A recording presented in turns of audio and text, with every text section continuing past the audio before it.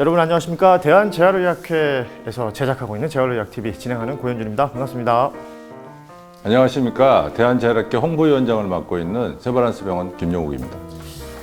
자, 오늘도 저희가 도움 말씀 주실 두 분의 교수님 모셨는데 교수님들 각자 소개 말씀 한번 들어보겠습니다. 반갑습니다. 안녕하세요. 저는 인하의대 재활의학과에 근무하고 있는 좌경임입니다. 안녕하세요. 저는 원광의대 재활학과에 근무하는 김지희입니다. 네, 지난 시간에 저희가 예고를 해드린 바가 있습니다. 심장 재활을 우리 김용욱 교수께서 예고를 해주셨는데 이번 회 또 다음 회차까지 심장 재활이 진행이 될 텐데 그럼 오늘이 첫 시간이 되잖아요. 첫 시간은 어떤 이야기를 나눕니까? 저희가 호흡재활에서도 한번 말씀을 드린 것 같은데 심장재활에서 개요를 먼저 좀 말씀을 드리고요.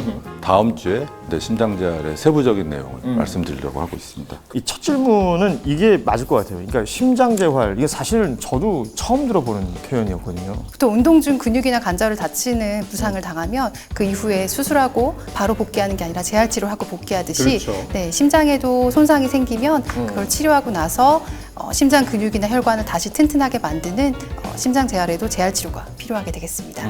뭐 예를 들면 이제 어떤 분은 수술하시는 분들도 있고 어떤 분들도 치료만 하시는 분들도 있잖아요.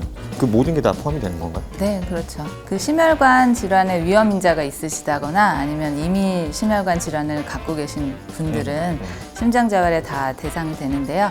심장 재활은 그냥 와서 운동만 하시는 건 아니고 네. 금연 프로그램이라든가 영양 교육이라든가 운동 프로그램 이런 것들을 다 같이 합쳐서 이제 시행하는 통합적인 프로그램을 심장 재활이라고 합니다. 이 심장에 어떤 데미지가 생기는 것도 굉장히 심각하게 받아들이고 뭐 수술을 한다 아니면 치료를 한다 이것만으로도 힘겹게 느껴지잖아요. 근데 재활까지 해야 된다. 심장 재활이라는 건 꼭 필요한 겁니까? 국내에서 건강보험 심사평가원 자료를 바탕으로 추적조사를 했어요. 한마디로 예. 5년 뒤일 거 추적조사했는데도 거기서 확실히 5년 뒤 사망률이 현저한 감소를 보인다고 나타났거든요. 그래서 심장 질환을 앓고 나면 일상생활에서는 이상이 없게 느끼더라도 조금만 운동을 해보면 맥박이 좀 빠르게 뛴다든지 혈압이 오른다든지 좀 쉽게 피로하다든지 이런 증상이 있을 거예요.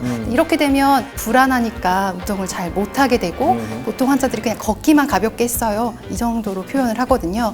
그래서 심장 재활은 이제 환자의 상태를 정확하게 평가하고 그거에 맞춰서 계획화된 프로그램을 여러분에게 드리기 때문에 안전하게 그리고 환자분한테 최선의 결과를 얻게 할 수 있습니다. 똑같은 심장 수술을 했다 하더라도 환자마다 다 다를 테니까.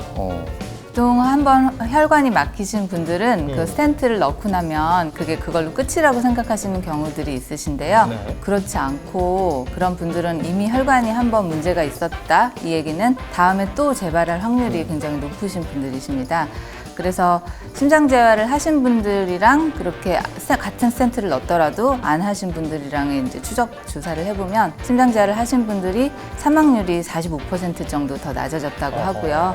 관상동맥 우회술이나 판막 질환 수술을 하시고 나서는 50% 이상 더 사망률이 낮아졌다 이런 보고들이 있습니다. 그러니까 재활을 한 것과 안 한 것은 뭐 어찌 보면 거의 2배 차이 난다. 이렇게 얘기할 수도 있겠네요. 전 그것도 궁금해요. 그러니까 심장 재활에 대한 설명을 하시면 환자들 반응은 어떻습니까? 네, 심장 재활 효과가 여러 연구에서 입증되었음에도 불구하고 참여율이 굉장히 낮고 심장 재활도 뭐 재활이 있나요? 이렇게 모두 다 궁금해하십니다. 하지만 주기적으로 운동을 병원에서 하라고 하면 굉장히 부담스러워 하시는데요. 생각보다 이제 운동을 해보면 이제 갑자기 가슴 통증이 있다든지 뭐 심장이 좀 불규칙하게 뛴다든지 이제 이런 증상이 있기 때문에 스스로 운동하는 게 쉽지 않고 이제 그러다 보면 적정 수준의 신체 활동을 잘 유지하지 못하고 활동 능력이 또 현저하게 점점 떨어지게 됩니다. 이제 그렇게 되면 결국은 관상동맥이 다시 진행돼서 이제 5년이나 10년 뒤에는 장기적으로 이제 뭐 재발이나 사망률과 연관되는 것을 볼 수 있어서요. 이제 반드시 참여하셔야 합니다. 환자분들한테 이렇게 설명하실 거 아니에요. 네. 그러면 재활까지 해야 되느냐라는 얘기 안 합니까? 요즘에는 좀 덜 하시는 것 덜 같아요. 6, 7년 전에 저희 나라에서 진행된 연구에서는 그 심장 재활에 대한 인식률이 거의 10% 한참 미쳤어요. 예. 네, 근데 그거는 실제로 유럽이나 미국의 한 평균으로 20에서 한 40% 정도 되는 인식률이나 참여율에 비하면 한참 낮은 편이었는데 요즘에는 이제 이렇게 인터넷도 활성화되고 또 2017년서부터 심장 재활이 보험화가 됐거든요. 그렇죠. 네, 그러면서 환자분들이 오히려 검색해서 아시고 심장 재활을 하고 싶다고 찾아오시는 경우들도 꽤 있으셔서 많이 조금 늘어나고 있는 것 같긴 해요. 그러니까 이 보험 적용 여부가 굉장히 중요하네요. 사실은 뭐 경제적 부담도 부담입니다만 내가 이 정보를 얼마나 좀 편하게 얻을 수 있느냐 이런 것들도 굉장히 중요할 것 같습니다. 이제 저희가 심장재활의 필요성에 대해서는 두 분 교수님께서 설명을 잘 해주셨는데 진료실에서 가장 흔하게 듣게 되시는 질문 중에 하나가 심장질환 환자분도 운동을 해도 되냐, 할 수 있냐라는 질문을 많이 들으실 것 같아요. 네, 원래는 과거에는 침상 안정이 당연히 최선의 치료라고 생각했는데요. 지속적으로 심근경색이 재발을 했던 환자한테 운동을 했더니 오히려 재발률이 줄어드는 걸 보고 점차 심장재활이 발전하기 시작했습니다. 약물 복용과 함께 심장재활을 같이 하고 나면 동일한 강도로 운동을 해도 심장이 필요로 하는 산소량이 감소해서 똑같이 운동을 해도 통증이나 이런 게 많이 줄어들게 되고요.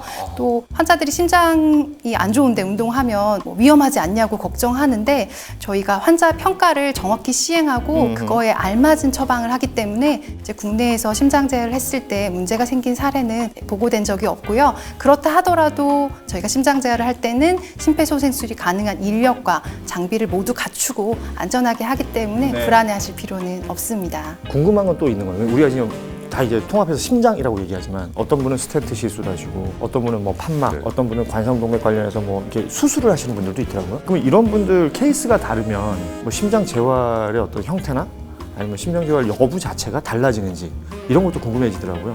그 수술별로 달라지는 게 아니라 심장재활을 가장 많이 하는 심근경색증은 주로 스텐트만 하기 때문에 네. 뭐 운동할 때 주의할 점이 많지 않다면 뭐 심근경색증에도 심한 경우에는 아예 간상동맥 우회 수술을 시행하거든요. 그러니까. 이제 수술을 시행하고 나면 그 상처 벌어지거나 그런 문제 때문에 저희 뭐 팔의 움직임을 제한한다든지 강도를 조절하는 것도 제한한다든지 이제 모니터링 횟수 운동하는 것도 조금 다르게 적용할 수 있기 때문에 환자 상태에 맞추어서 저희가 적용을 처방해서 하고 있습니다. 스텐트 신술을 안전하게 했어요. 하루는 집중 치료를 하시고 그리고 금시 퇴원을 하더라고요. 네. 그럼 재활이라는 건 언제부터 시작되는 거예요? 보통 입원했을 때 중환자실에서부터 아마 다 치료하게 되어 있습니다. 아, 그 그래요? 중환자실에서 저희가 심근경색이 있으면 재활학과 의사한테 바로 이제 문자나 편지가 옵니다. 환자가 있으니까 와서 확인해라. 그래서 이제 중환자실에서부터 간단한 이제 관절 가동 범위 운동을 하고요. 그리고 조금 더 좋아지면 병실로 옮기면서 이제 걷는 훈련, 그리고 만약에 좀 입원 기간이 길다면 치료실까지 와서 거기서 뭐 자전거나 이런 걸 타기도 하고요. 이제 입원했을 때 가장 중요한 건 그 당시 가족도 놀래고 환자분도 많이 놀랬을 거 아니에요. 그러니까요. 그래서 이런 심장 재활이 얼마나 필요한지 그 중요성을 설명해 주는 것도 네, 아주 중요한 시기가 되겠습니다. 이제 우리가 재활 관련된 이야기할 때 뭐 오늘은 심장 재활 이야기를 합니다만 기승전 운동 이 얘기 참 많이 합니다. 재활의학 TV 당연한 어떤 루틴 중에 또 하나이기도 한데 심장 재활에도 분명히 운동이 있습니다. 이거 얘기할 게 너무 많을 것 같은데요. 네, 역시 저희가 다음 시간을 준비하고 있습니다. 오늘 이 시간은 뭐 일종의 개념 정리라고 말할 수 있다면 다음 시간은 좀 더 구체적인 이야기를 할 수 있을 것 같은데 이 영상을 보시고 심장 재활이라는 게 있구나 또 심장 재활을 할 수 있구나 이렇게 생각하시는 분들이 막 생기셨을 것 같기도 합니다. 우리 김용욱 교수님께서 어디서 어떻게 이 심장 재활에 대한 접근을 할 수 있는지 좀 검색할 수 있는 방법들 좀 알려주시면 좋을 것 같아요. 그 지난번 호흡잘 편에서도 잠깐 말씀드렸는데 우선 인터넷에서 대한재활의학회 홈페이지에 들어가시면 그 오른쪽 하단에 관련 사이트라고 있습니다. 클릭을 하시면 대한심장호흡재활의학회가 있고요. 네. 그 홈페이지에 들어가시면 메뉴창 오른쪽 끝에 병원 검색이 있습니다. 병원 검색에 보면 심장재활 전문 병원 검색이 하단에 있고요. 거기 클릭을 하시면 쭉 지도와 함께 지역별로 안내가 돼 있는데 네. 지금 전국에는 약 55개 정도의 그 심장재활 프로그램을 운영하는 병원이 있고요. 그 중에서도 이제 권역별 심내혈관 질환 센터라고 해서 13개가 지금 운영 중에 있습니다. 구독하시는 분들이 가까운 병원에 알아보시고 거기 가서 심장재활을 잘 받으시면 될 것 같습니다. 말하자면 이제 지역별로 거점 병원들이 있겠군요. 대한재활의학회 그 홈페이지에 들어가시면 이 여러 정보들을 얻으실 수 있는데 오늘 이 심장재활 관련해서도 정보를 얻으실 수가 있습니다. 내가 살고 있는 지역 인근에 어떤 병원이 있는지 잘 살펴보시고 이용하시면 좋을 것 같습니다. 자, 다음 이 시간에는 저희가 심장재활 운동 관련된 이야기를 중심으로 풀어볼 예정이니까요. 지금 이 방송 보고 계신 분들 구독, 좋아요, 또 알람 설정 해주시고 또 댓글로 궁금한 점 있으면 질문도 많이 해주시면 좋겠습니다. 재활의학TV 오늘은 여기서 마무리하고요. 다음 시간에 뵙겠습니다. 안녕. 재활의학TV 좋아요, 구독, 알림 설정, 댓글도 많이 부탁드립니다.